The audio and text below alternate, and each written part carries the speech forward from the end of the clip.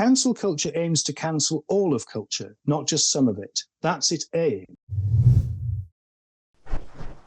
You can see that the real project isn't just the removal of a statue or the Baudelarizing of a book or the destruction of anything that connects people to a history beyond the last TikTok video they saw. Cancel culture aims to cancel all of culture, not just some of it. That's its aim. That's not an accident. It's not a side effect.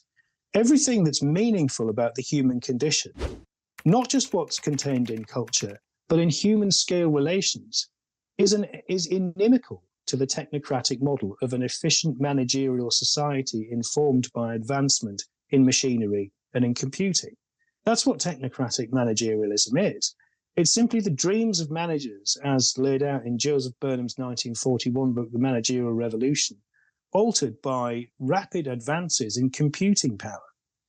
There was a French thinker, forgive me for mentioning this, because it's always problematic to talk about intellectuals, but Jacques Ellul deserves a mention because he wrote a book called La Technique, or The Technological Society, in which he mentioned some of the dangers of our increasing reliance upon this. Now, again, to speak of another Frenchman, Jean-Paul Sartre once remarked in one of his books that the result of the working class being exposed to increasing levels of intrusive technology was that their very dreams would be dominated by machines. In fact, he wrote a passage in which he spoke about a housemaid, and he said, even when she dreamed of the machine.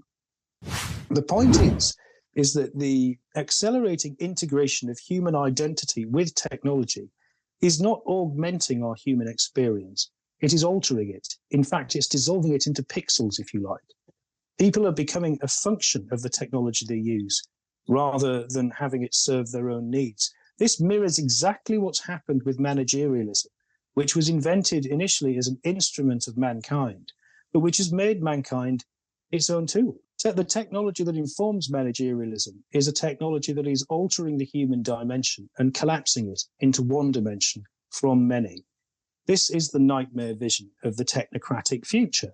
And it's one that's represented not just by large-scale bureaucracies such as the failing and happily failing World Economic Forum, but by the people who genuinely do run the world, people who have preferred to remain in the shadows until now, people like BlackRock and people like Vanguard.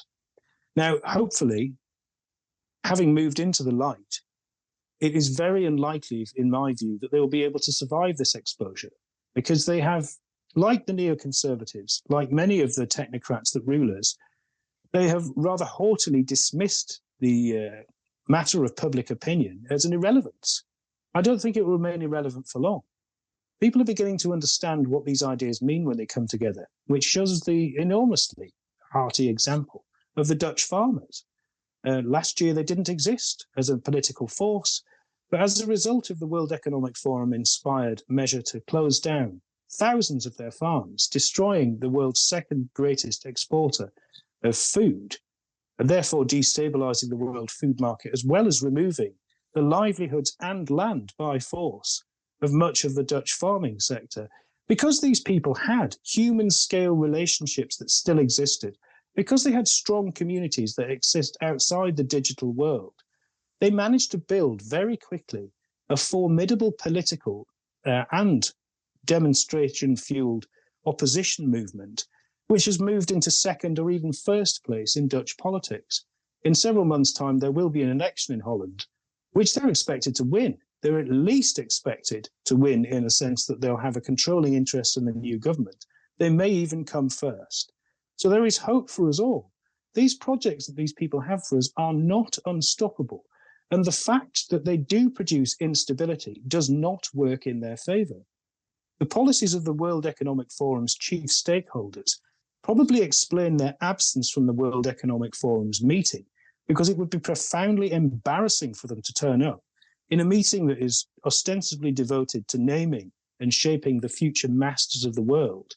These so-called masters have made a terrible mess of the contemporary world, and it is perhaps for this reason that they're absent from their showcase, because what they have to sell us isn't particularly appealing anymore. To be honest, the message of reality is breaking through the propaganda machine. It is an unwelcome message, but it is one whose unwelcome nature is necessary to the degree in which it's true, in order to awaken people to the reality of this crisis, as against the unreality of every other one, which has been used as an instrument to mold you to the will of your would-be masters. It certainly seems like the agenda is to deindustrialize, to basically, it's a false plan. There will be no service economy when you have no funds to keep it going. Hi, everyone. This is John Henry Westen. We hope you enjoyed this program.